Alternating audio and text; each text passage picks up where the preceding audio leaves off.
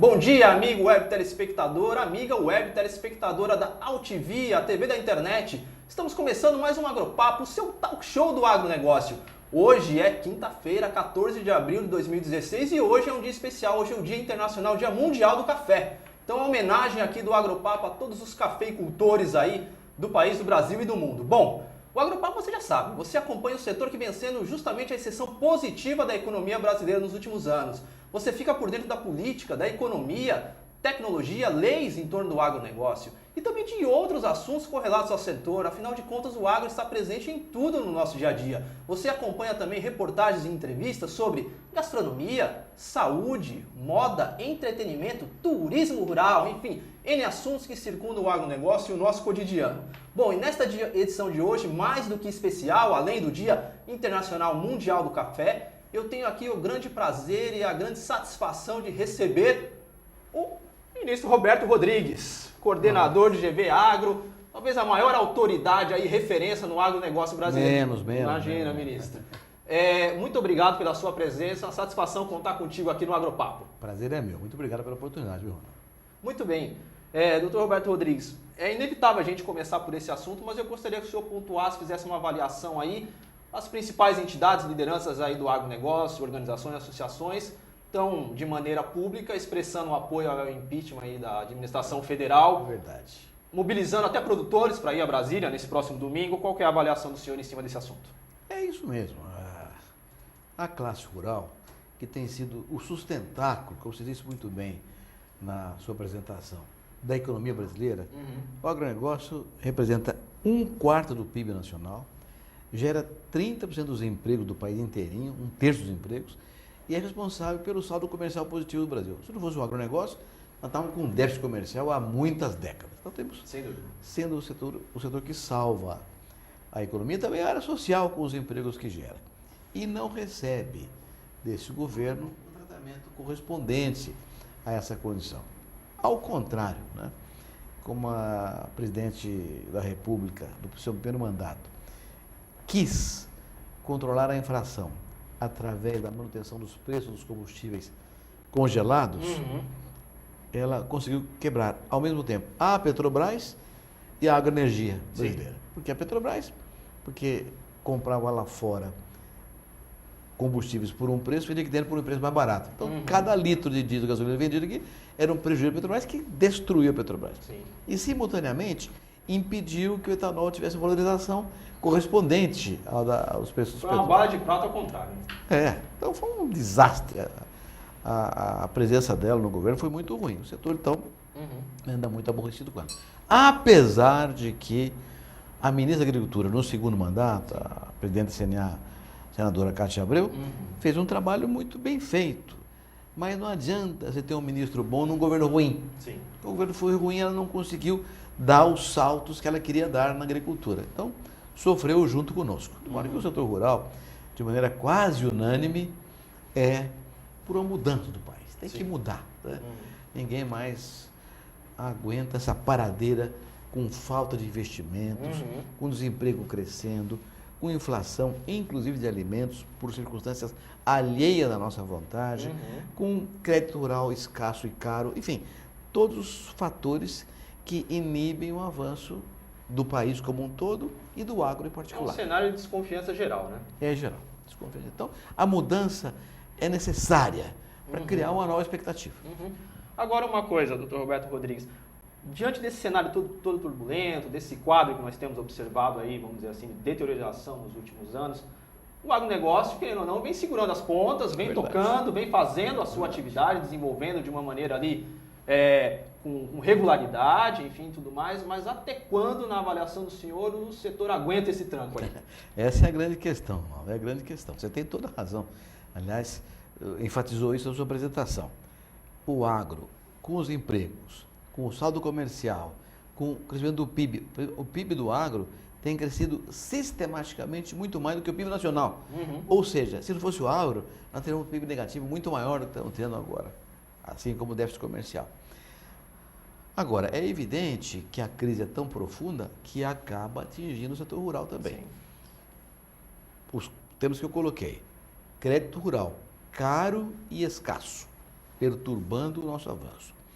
A falta de uma estratégia consistente que contemple infraestrutura logística, que contemple uma política de renda com o seguro rural funcionando adequadamente, acoplado ao crédito rural e à política de garantia, sem investimentos fundamentais em tecnologia para garantir a nossa competitividade, sem política comercial mais consistente, nós não vamos a lugar nenhum. Então, uma estratégia é fundamental, ao mesmo tempo em que políticas públicas de curto prazo razoáveis. E isso, infelizmente, não temos conseguido, apesar dos esforços da Cátia Abreu. De modo que, já em 2016, vamos ter problemas. Não é? Tá. Aliás, problemas que só não surgiram antes por causa do câmbio. Perfeito. A própria desconfiança... Literalmente salvou a lavoura. Salvou a lavoura. A própria desconfiança em relação à economia brasileira fez com que nós tivéssemos a valorização do dólar e recebemos na agricultura em reais melhor do que se tivesse com um dólar mais barato. Então isso compensou. Mas agora, o câmbio também começa a ser desvalorizado e os preços caíram em dólar lá fora. Tá. Temos um problema muito sério na franja norte do país com o El Niño, que destruiu a produção de soja e milho, elevando os custos desses produtos de forma dramática. Então, hoje o agro precisa de políticas públicas para compensar esses problemas. E não é o que está sinalizado. Uma resposta puxa uma pergunta e vice-versa. O senhor pontuou aí de uma maneira, assinalou de uma maneira breve, mas pontual, justamente essa questão da estratégia, né? Independentemente da troca ou não da administração federal, o que falta, de fato, é uma estratégia mais robusta, com maior musculatura de políticas públicas para o agronegócio, né? Exatamente. Esse é o ponto, né? Eu até digo com muita tristeza que a última estratégia consistente para o agro Brasil foi no governo Geisel, quando foi criada a Embrapa, instalada a Embrapa, a Embrater, a política de preços mínimos ganhou uma dimensão melhor, o crédito rural cresceu. Então foi há mais de 40 anos, nunca mais houve uma estratégia. Fala em logística, por exemplo, é um tema central. Hoje, talvez o principal gargalo do agro seja a logística. Um saco de milho sai lá do norte de Mato Grosso e chega em Paranaguá, o frete é quase o preço da saca de milho. Então nós perdemos competitividade, somos competitivos dentro das fazendas, mas quando o produto sai da fazenda, perdemos competitividade. Muito bem mesmo. Bom, a gente está terminando o primeiro bloco do Agropapo. No segundo bloco, vamos continuar essa boa conversa. Conversa boa. Vamos falar de tecnologia. Vamos falar assim, sempre passa rápido, mas aí vamos esmiuçar muito mais todos esses desafios e também oportunidades do agronegócio daqui para frente. Ótimo. Muito bem, nós vamos ao primeiro intervalo do Agropapo, seu talk show do agronegócio, aqui na UTV, a TV da internet. Relembrando que você pode rever este e outros programas no YouTube, basta digitar Agropapo lá na busca. Não deixe também de curtir a nossa fanpage, que é facebook.com/agropapo, e o nosso perfil no Twitter, que é @agro_papo. Vamos ao primeiro intervalo e voltamos já já.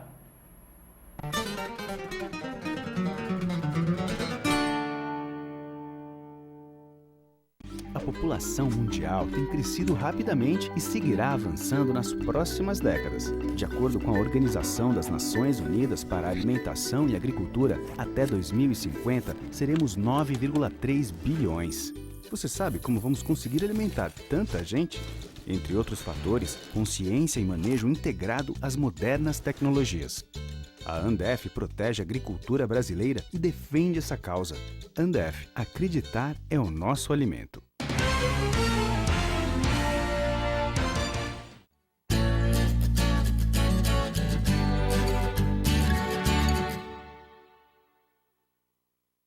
Pecuarista, dobre seu lucro na seca com Vmax Virginia Amicina. Veja o que criadores como você dizem sobre esta tecnologia. Hoje, a Virginia Amicina, no meu sistema de produção, ela é indispensável. O que eu estou tendo de resultado é justamente utilizando a Virginia Amicina. A Virginia Amicina realmente dá resultado. Já tenho recomendado para vários pecuaristas. Demorou, errou. Viu como é simples? Exija Virginia Amicina no mineral do seu rebanho. Vmax Virginia Amicina. A dose certa para produzir mais.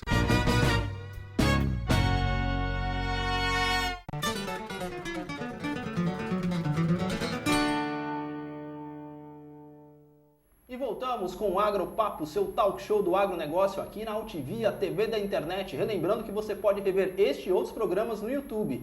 Basta digitar Agropapo lá na busca. Não deixe também de curtir a nossa fanpage, que é facebook.com/agropapo, e o nosso perfil no Twitter, @agro_papo. O Agropapo também está no LinkedIn, Google+, Google+, basta nos procurar o nosso perfil nessas redes sociais. Bom, vamos continuar aqui a nossa boa conversa com o ministro Roberto Rodrigues, inevitável, uma vez ministro, sempre ministro. Doutor Roberto Rodrigues, o Agropapo também tem uma audiência também além do campo, uma audiência também nas cidades, um dos desafios. Isso é a coisa mais importante para nós. Muito bem. Nós precisamos falar para fora do campo.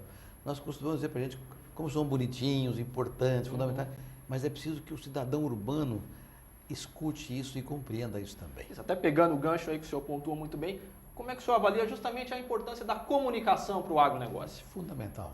Não. Eu acho que você está fazendo aqui, o que você está dizendo aqui no Agropapo é fundamental. Eu considero, depois de 50 anos de luta pela agricultura, eu estou com 51 anos de formado já em agronomia e na agricultura todo esse tempo, que numa democracia, como felizmente é o Brasil, políticas públicas só acontecem se a maioria da sociedade assim o desejar. Se houver uma visão distorcida da sociedade em relação a esse ou aquele setor, por exemplo, no agro, então nunca teremos políticas públicas adequadas. Então é fundamental que o cidadão urbano compreenda o papel da agricultura e mais do que isso, saiba que a relação entre o urbano e o rural é uma relação intrínseca, né? É visceral. Somos irmãos siameses. Um não vive sem o outro. Né? O que eu vou produzir se não tiver quem consuma? Se não tiver produtor, o que o consumidor vai fazer? Então é preciso que haja essa compreensão da união muito profunda entre o campo e a cidade. Aproveitando, ministro, justamente essa audiência do Agropapo, que também fala com as cidades, fala com o público urbano, quem ainda não tem muita sintonia com o agronegócio, as novas gerações, tanto se fala aí dos millennials, né, e tudo mais, a garotada aí e tudo. A agricultura no Brasil deu certo por quê? Além do crédito, da tecnologia, o que mais teve aí que levantou, que nós somos aí competitivos? O agronegócio é o setor da economia brasileira que tem mais carimbos no passaporte. Olha, essa é uma pergunta interessante que eu ouço sempre lá fora. Eu sou hoje membro de vários conselhos de instituições ligadas à agricultura no mundo inteiro. Então, todo mundo pergunta, por que deu certo o agro? Acho que é uma coisa interessante. Porque o nosso setor fez um ajuste duríssimo no plano Collor e no plano Real. Explicável. O plano Collor foi no dia 15 de março de 1990, quando o presidente Fernando Collor tomou posse, ele corrigiu as dívidas do agricultor por um índice de 82%. E os preços agrícolas por um índice de 42%. Então, o produtor que foi dormir com uma safra para colher no dia seguinte, que valia 120 e tinha uma dívida de 100, acordou devendo 182 e com uma safra para colher valia 170. Então, o plano Collor descasou o agricultor de uma forma brutal. Milhares de produtores quebraram. Milhares. Pequenos produtores no sul, no nordeste, médio e grande do sudeste, do centro-oeste, uma quebradeira. Calcula-se que mais de 150 mil produtores desapareceram nesse período. Certo. Um desastre. Quando, inclusive suas cooperativas, e o que vinha antes da porteira da fazenda, produtor de adubo, de semente, de máquina, todo mundo quebrou, uma quebradeira, um dominó horroroso. Quando estava saindo do buraco, veio o Plano Real, em junho de 94, que deu outra cacetada, porque corrigiu as dívidas pela TR, as dívidas dobraram de um ano para o outro, e os preços da dívida caíram 20%. Então, todo mundo falava na época, até hoje, todo mundo se lembra disso, que a agricultura foi a âncora verde do Plano Real, que foi quem sustentou a estabilização da economia, mas a um custo brutal. Só que, Ronaldo, é aqui que vem o ajuste. Pulo do gato. O ajuste. Aqueles produtores que não quebraram foram obrigados a buscar tecnologia e gestão, que não eram temas relevantes com inflação de 80% ao mês. Mas com a economia estabilizada, era fundamental competir num cenário global altamente competitivo, altamente concorrencial. Então, se você vê os números, são fantásticos. Nós temos de 90 para cá, em 25 anos, plano Collor até hoje, a área plantada com grãos no Brasil cresceu 53%. Perfeito. Mas a produção de grãos cresceu 260%. Ganho de produtividade 5 vezes enorme. mais. O que significa isso? Produtividade, tecnologia. E mais do que isso, economia de terra. Hoje, nós temos 58 milhões de hectares plantados com grãos no Brasil. Se tivéssemos hoje a mesma produtividade por hectare que tínhamos há 25 anos atrás, seriam necessários mais 78 milhões de hectares para colher a safra desse ano. Em outras palavras, nós preservamos 78 milhões de hectares. O que significa que a tecnologia agrícola brasileira é a mais sustentável do mundo. Ninguém fez um ajuste desse nos últimos 50 anos, no mundo inteiro. Tivemos um efeito poupa-terra imenso, né? Enorme, enorme. Sustentabilidade, que é um tema fundamental nos tempos atuais. Sem dúvida. Até aproveitando o tema, o gancho, na última terça-feira, na Exalc teve um debate justamente sobre sustentabilidade. O Agropapo também esteve lá presente, acompanhando, cobrindo o evento. E se pontuou justamente que sustentabilidade é um bom negócio para o agricultor, né? Só que, todavia, até na fala do senhor, o senhor pontuou que, no fundo, ainda faltam políticas de incentivo. Hoje a coisa ainda caminha muito na base do comando e controle. Como é que é isso? É uma espécie de viés cultural nosso, né? Aqui, se você faz uma coisa errada, você paga uma multa. Você faz uma coisa certa, você não ganha nada. Nos países desenvolvidos do mundo inteiro, mesmo na área ambiental, social, mesmo na economia, quem faz uma coisa adequada é premiado, tem bônus. Assim como quem faz errado tem ônus. Aqui não, só tem ônus, não tem um bônus. Então eu luto há muitos anos por um programa que dê ao produtor rural vantagens se ele fizer o certo e desvantagens se fizer o errado. E não apenas desvantagens. Só a parte positiva. Só tem o inferno, não tem o céu para nós aqui. Então uma estratégia que contemple o lado positivo é fundamental para a gente avançar melhor na sustentabilidade ambiental, social e econômica também. Até agora aproveitando também, pegando um outro assunto que justamente está nessa seara, nessa esfera ambiental. Nós temos aí, de certo modo, uma volta na agenda das discussões em torno do Código Florestal. Parece que era algo que já tínhamos passado a régua. Foi um ajuste, né? Exatamente, e está a carga de novo, teremos uma audiência pública no Supremo Tribunal Federal. Como é que o senhor vê isso? Temos riscos aí para a agricultura em torno dessa rediscussão? O Código Florestal não é uma lei perfeita, mas é uma lei equilibrada. Por que eu digo que ela é equilibrada? Porque ninguém gostou, nem os ambientalistas e nem os produtores rurais. Se os ambientalistas tivessem gostado só os ambientalistas, teria sido injusto para os produtores, e vice-versa. Né?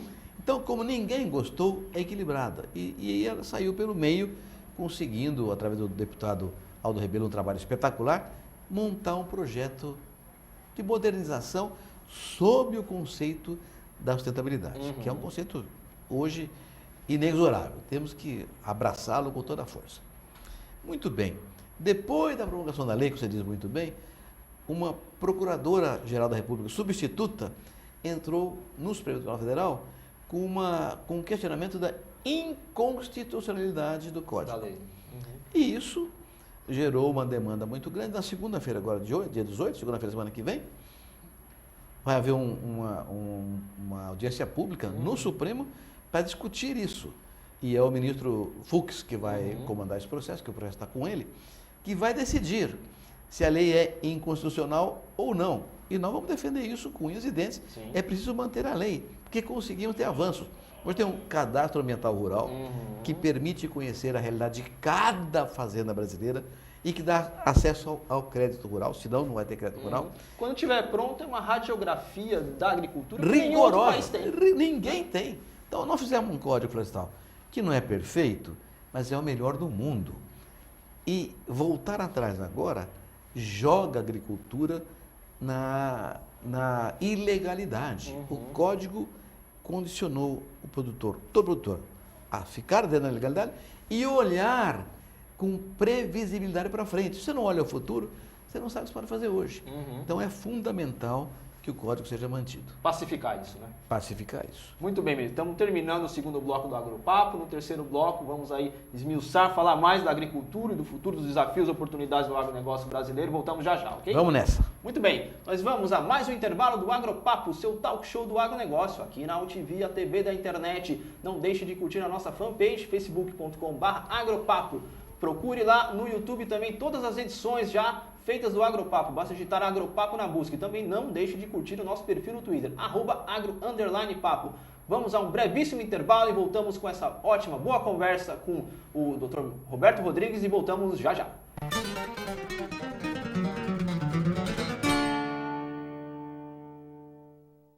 A população mundial tem crescido rapidamente e seguirá avançando nas próximas décadas. De acordo com a Organização das Nações Unidas para a Alimentação e Agricultura, até 2050 seremos 9,3 bilhões. Você sabe como vamos conseguir alimentar tanta gente? Entre outros fatores, consciência e manejo integrado às modernas tecnologias. A Andef protege a agricultura brasileira e defende essa causa. Andef, acreditar é o nosso alimento.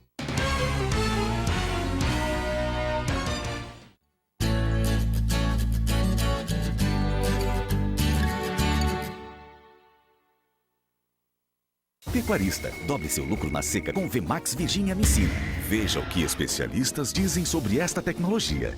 E a Virginia Amicina, na verdade, tem viabilizado um sonho de mudança da rentabilidade dos pecuaristas que participam conosco. Então, acho que a Virginia Amicina é uma tecnologia que veio para ficar. Nós já temos vários clientes utilizando essa tecnologia com resultados fantásticos. Não dá para deixar de utilizar. Exija Virginia Amicina no mineral do seu rebanho. Vemax Virginia Amicina. A dose certa para produzir mais.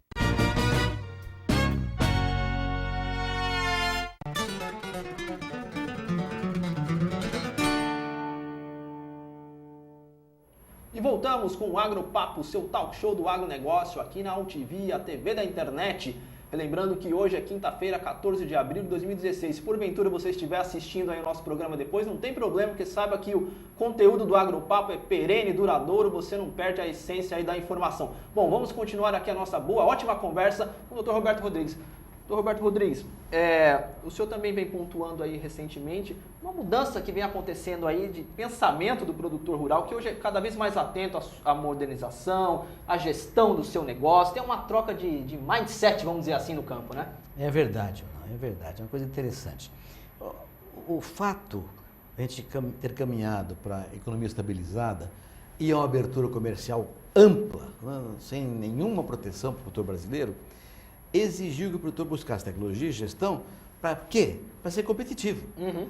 Então, cada vez é mais presente a ideia de que para ser competitivo tem que ter tecnologia para ter produtividade alta. Perfeito.